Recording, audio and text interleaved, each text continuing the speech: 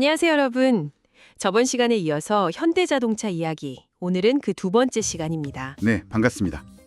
오늘은 한국 최초의 고유 모델이죠, 포니. 이 포니의 탄생 비화부터 시작해서 현재까지. 그야말로 정말 파란만장했던 여정을 한번 따라가 보려고 하는데요. 네, 맞습니다. 오늘은 성공 신화 그 이면에 감춰진 이야기들, 도전, 위기, 또 리더십의 변화 같은 아주 국적인 부분들을 좀 생생하게 전달해 드릴까 합니다. 정말 한 편의 드라마 같을 것 같은데요. 자, 바로 시작해 볼까요? 네, 좋습니다. 1974년 여름이었죠. 이탈리아의 유명 디자이너 조르제토 주지아로가 보낸 그 시제품 디자인 한 장. 네, 여기서부터 한국 자동차 역사가 새로 쓰이기 시작합니다. 바로 폰이죠. 그렇죠. 그 포니. 근데 이 폰이라는 이름이요. 이거 어떻게 지어진 건지 혹시 아시나요? 그거 재미있는 일화가 있습니다. 당시 이름을 공모를 했어요. 공모요? 네. 근데 엽서가 무려 6만 장이 나왔다고 해요. 6만 장이요? 와, 이름 짓는데 6만 명이 참여한 거네요? 그렇죠. 후보 이름들도 아지, 아리랑, 도라지 이런 것들이 있었는데 네네, 한국적인 이름들이 많았네요. 맞습니다. 근데 최종 결정은 당시 아르바이트 하던 대학생들 투표로 정해졌다고 해요. 대학생들이요? 네, 그 결과 조랑말을 뜻하는 포니가 제일 예쁘다 이런 평을 받아서 결정됐다고 합니다. 이야, 재밌네요. 근데 더 재밌는 건 그 포니 이름 응모에서 당첨되신 분이 충주에서 현대 양복점을 운영하고 계셨다는 거. 정말요? 현대 양복점. 네, 이거 완전 우연의 일치 아닌가요? 정말 그런데요. 그런데 이름보다도 대단했던 건 당시 현대의 목표였습니다. 목표요? 어떤? 2년 안에 엔진 공장 짓고 차체 공장 만들고 조립 라인까지 다 완성해서 포니를 생산하겠다. 2년 안에요? 그게 가능한가요? 그 당시 기술로? 그렇죠. 굉장히 무모해 보일 정도였죠. 그래서 영국에서 스카우트해온 그 텀블 부사장이라는 분이 있었는데 네. 터블 부사장, 이분이 딱 잘라서 말했다고 해요. 그때 배운 한국 사투리로. 사투리로요? 네. 뭐라고요? 색도 없다. 색도 없다. 아니, 외국인 임원이 사투리로 그 장면이 좀 상상이 되는데요. 왜 그렇게까지 반대를 했을까요? 아니 당장 차체를 찍어낼 금형도 없고 그걸 다룰 기술자도 없는데 2년은 어림도 없다는 거죠. 현실적으로 봤을 땐. 네. 금형 만드는 데만 최소 6개월은 걸리고 전체 공정은 4년은 좋게 걸릴 거다 이렇게 본 거죠. 아주 현실적인 판단이었어요. 하지만 현대는 뭐랄까 정주영 회장 스타일로 밀어붙인 거죠. 그렇죠. 직원들 미국, 일본, 영국으로 보내서 기술 연수시키고 금형은 당시 국내 기술로는 안 되니까 일본에서 제작해오고요. 그렇게 만든 시제품을 이탈리아 토리노 모터쇼에 딱 내놨는데 반응이 꽤 괜찮았어요. 그래도 시작이 좋았네요. 근데 아시겠지만 시제품 성공이랑 양산은 정말 하늘과 땅 차이잖아요. 그렇죠. 완전 다른 문제죠. 국산 부품들을 이제 모아서 조립을 하려는데 이게 웬걸 부품 크기가 제각각이라 서로 맞질 않는 거예요. 네? 부품 크기가요? 왜요? 나중에 알고 보니까 당시 우리나라에서 쓰던 자나 각도기 같은 계측기들 있잖아요. 네, 있죠. 이 눈금이 통일이 안 돼 있었던 거예요. 설마요. 자마다 1cm 길이가 달랐다는 건가요?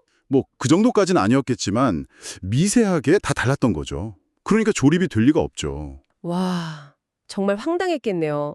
그럼 어떻게 했어요? 결국 그 계측기부터 외국에서 새로 다 들여와야 했습니다. 이야, 진짜 산 넘어 산이었네요. 폰이 하나 만드는데 그런 일까지. 정말 우여곡절 많았죠. 그런데 놀라운 건 그런 어려운 끝에 1970년 초 정말로 공장 건설 시작 딱 2년 만에 포니가 출시됩니다. 와, 진짜 2년 만에 해낸 거네요. 약속을 지켰군요. 그렇죠. 그리고 첫 해 판매량이 10,000대를 넘겼어요. 국내 시장 점유율이 43%. 43%요? 거의 절반인데요? 네, 그야말로 센세이션이었죠. 심지어 해외 62개국에서 수입하고 싶다고 문의가 쇄도할 정도였다고 하니까요. 이야, 정말 대단했네요. 폰이 신화라는 말이 괜히 나온 게 아니군요. 맞습니다. 그런데 이 포니가 이렇게 승승장구하던 시절에 스포트라이트 뒤에서 조용히 자기 영역을 만들던 인물이 또 있었어요. 누군가요? 바로 정주영 창업주의 둘째 아들이자 사실상 장남 역할을 했던 정몽구 명예회장입니다. 정몽구 회장이요. 첫째 아드님은 좀 일찍 돌아가셨죠? 네, 1982년에 불의의 사고로 안타깝게 세상을 떠나셨죠. 그래서 사실상 장남이었던 거죠. 당시 정몽구 회장은 현대자동차 서비스 그리고 현대전공 대표를 맡고 있었습니다. 근데 이 정몽구 회장이 처음부터 집안에서 막 주목받던 인물은 아니었다는 이야기가 있더라고요. 네, 좀 그런 면이 있죠. 뭐 학창 시절에 공부를 특출나게 잘했다거나 뭐 명문대를 나왔다거나 그런 건 아니었고 오히려 고등학교 때는 럭비부 주장을 맡아서 친구들 괴롭히는 애들 혼내주고 그랬다는 좀 의리파 스타일. 하하, 약간 상남자 스타일이셨네요. 그렇죠. 근데 아버님인 정주영 회장은 좀 공부 잘하는 자식을 선호하는 스타일이었잖아요. 그래서 약간 좀 거리가 있었죠. 유급했다는 이야기도 있고요. 아, 그랬군요. 하지만 아버지가 작은아버지랑 같이 자동차 완성차 사업에 집중할 때 이분은 뒤에서 묵묵히 정비, 부품, 심지어 소재 산업까지 챙기면서 내실을 다졌습니다. 보이지 않는 곳에서 기반을 닦고 있었던 거네요. 그렇죠. 그게 나중에 현대차 그룹 수직 계열화에 아주 중요한 밑거름이 됩니다. 또 88 서울올림픽 앞두고는 대한양궁협회장을 맡아서 선수들 지원을 엄청 했는데 아, 양궁, 그 유명한 이야기죠? 네, 그때 맺은 인연이 아들인 정희선 회장까지 이어지면서 지금의 양궁 강국 코리아를 만드는데 큰 역할을 했죠. 다시 포니 이야기로 잠깐 돌아가 보면요. 정작 정주영 회장 본인은 포니 디자인을 보고 꽁지 빠진다 같다면서 썩 마음에 들어하지 않았다고 하던데요. 하하, 네, 그런 일화가 있죠. 그래도 어쨌든 이 포니가 1982년에 후속 모델인 포니 초가 나올 때까지 총 30만 대나 생산됐습니다. 30만 대? 엄청나네요. 네, 현대차 부흥에 정말 중요한 초석을 다진 거죠. 그리고 지금 나오는 아이오닉5 디자인도 이 포니에서 영감을 받았다는 건 다들 아시잖아요. 맞아요. 그만큼 포니가 현대차 역사에서 갖는 상징성이 크다는 거겠죠? 그렇죠. 하지만 영광 뒤에는 또 시련이 찾아오기 마련이죠. 2차 오일 쇼크가 터지면서 경기가 확 안 좋아졌고요. 아, 오일 쇼크. 네. 그리고 새로 들어선 신군부 정권이 또 압박을 하기 시작합니다. 정부에서요? 네. 왜요?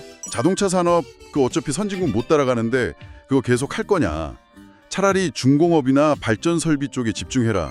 둘 중에 하나만 골라라. 이런 식으로 압박을 한 거죠. 와, 사업 자체를 접으라는 압력이었네요. 네.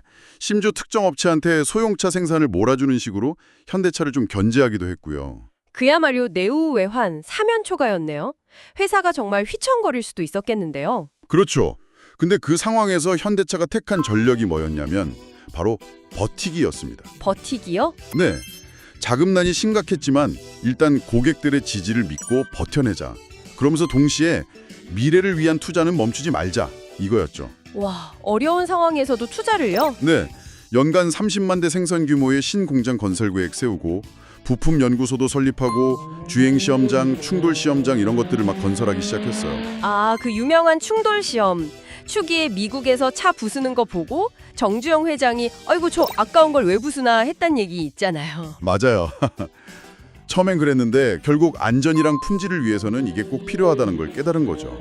협력업체 키워서 부품 국산화하는 노력도 같이 했고요. 정말 대단한 결단이었네요. 그렇게 버티면서 포니2도 내고 중형차 스텔라도 성공시키고 그러다가 캐나다 시장에 진출했는데 첫 해에 2만 5천 대를 팔았어요. 캐나다에서요? 오. 네, 이 성공을 발판 삼아서 마침내 1986년 엑셀이라는 차로 꿈에 그리던 미국 시장에 진출합니다. 엑셀! 아, 드디어 미국이군요. 엑셀의 미국 상륙은 정말 대박이었죠. 그야말로 초대박이었죠. 미국 진출 2년 만에 35만 대를 팔았고요. 2년 만에 35만 대요? 네, 1989년에는 누적 수출 100만 대를 돌파하는 대기록을 세웁니다. 이야, 물론 뭐 가격이 싸다는 장점도 있었겠지만 대단하네요. 네, 저렴한 가격이 가장 큰 무기였죠. 근데 또 당시 미국이 일본차 수입을 좀 규제하고 있었거든요. 그러면서 한국차가 반사 이익을 본 측면도 무시할 수는 없다고 해요. 아, 그런 배경도 있었군요. 어쨌든 이 버티기에 성공한 현대차는 80년대 후반 한국 경제 성장세와 맞물려서 그야말로 황금기를 맞이합니다. 네, 그렇죠. 이때 정말 좋은 차들이 많이 나왔죠. 1986년 바로 그 전설의 갓그랜저가 등장합니다. 갓그랜저. 이야, 성공의 상징. 맞습니다.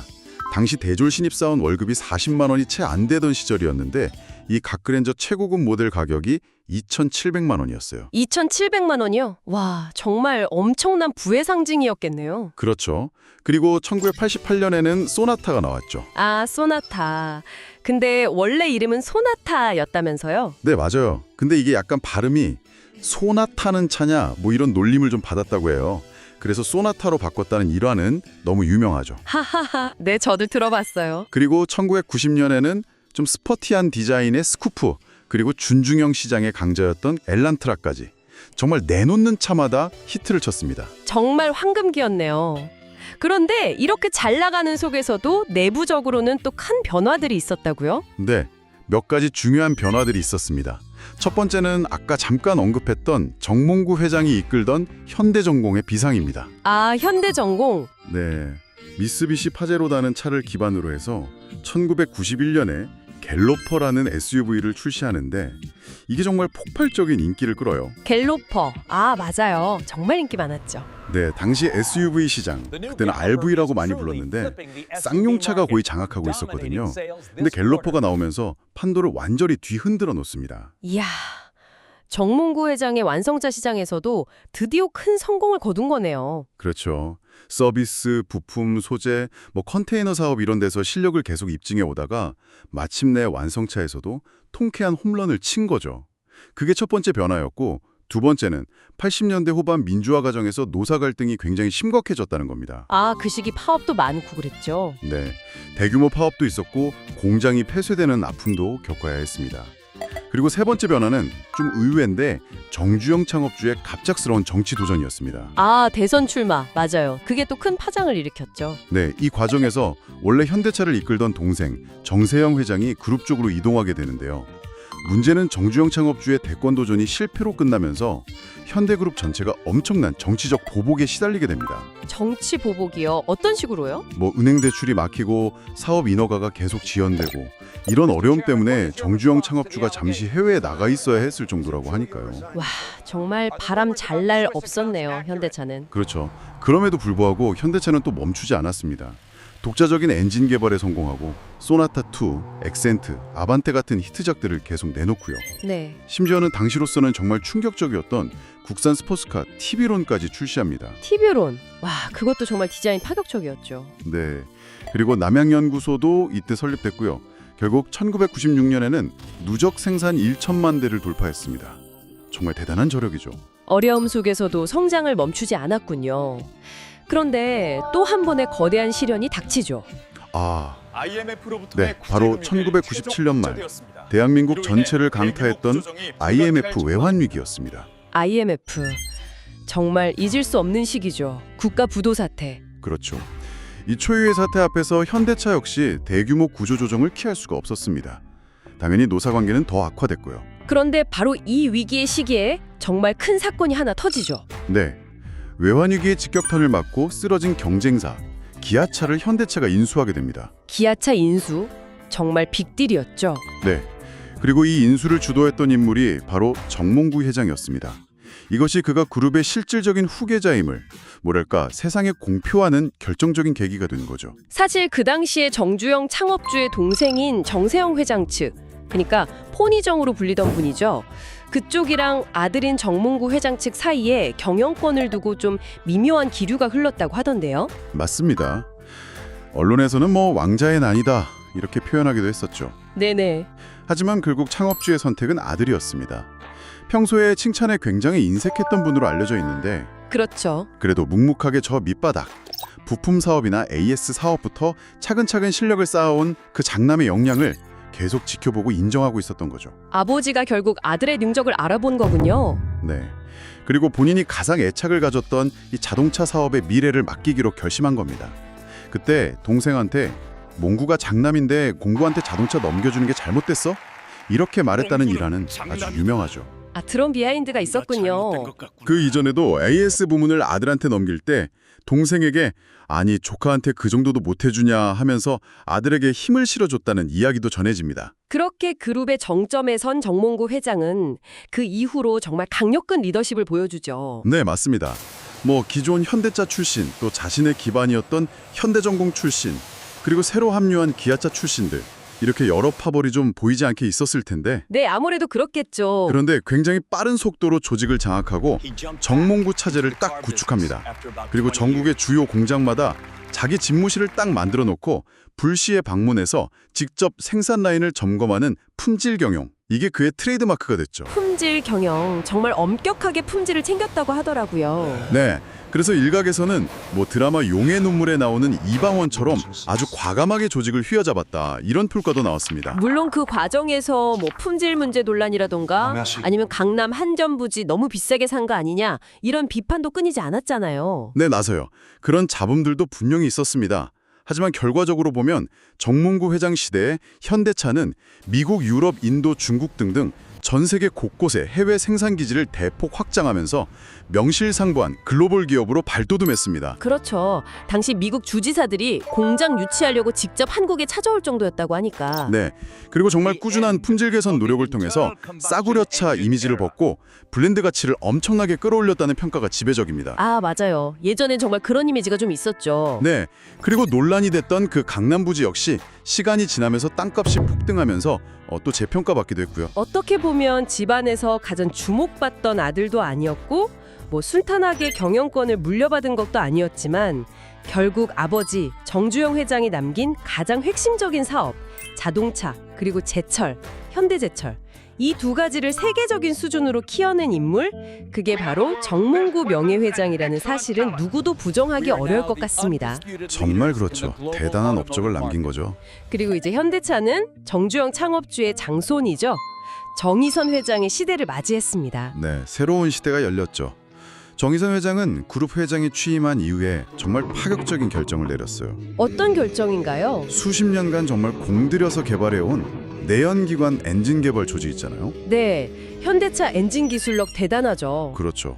그런데 이 조직을 과감하게 축소하고 친환경차 중심으로 R&D 역량을 완전히 재편하겠다는 결정을 내린 겁니다. 와, 내연기관 시대를 스스로 종식시키겠다는 선언처럼 들리네요. 굉장히 과감한데요? 맞습니다. 아주 파격적인 행보죠. 이미 기아차 디자인 혁신을 이끌었고 또 고급 브랜드 제네시스도 성공적으로 안착시킨 경험이 있으니까요. 앞으로 전기차, 수소차, 자율주행 같은 미래 모빌리티 시대를 어떻게 이끌어갈지 전 세계가 주목하고 있는 것 같습니다. 그렇죠. 판매량 기준으로 이미 세계 3위 자동차 그룹인데 그 그룹의 미래가 이제 그의 손에 달려있는 셈이니까요. 문득 그런 상상을 해보게 되네요. 만약에 정주영 창업주가 지금 살아 돌아오셔서 제네시스 같은 차를 딱 타보신다면 하하. 과연 어떤 표정을 지으실까요? 꽁지 빠진 닭 같다던 그 포니에서 시작해서 여기까지 온 현대차를 보면서 무슨 생각을 하실지. 정말 궁금하네요. 아마 감회가 남다르시겠죠. 어쩌면 또 이봐 해봤어 하면서 새로운 도전을 주문하실지도 모르고요. 하하. 하하하, 그럴 수도 있겠네요. 정말 격변하는 이 모빌리티 산업 환경 속에서 현대차가 과연 창업주의 그 원대한 꿈을 계속 이어나갈 수 있을지 앞으로 지켜보는 것도 아주 흥미로운 관전 포인트가 될 것 같습니다. 네, 그렇습니다. 오늘 이야기의 마무리는요.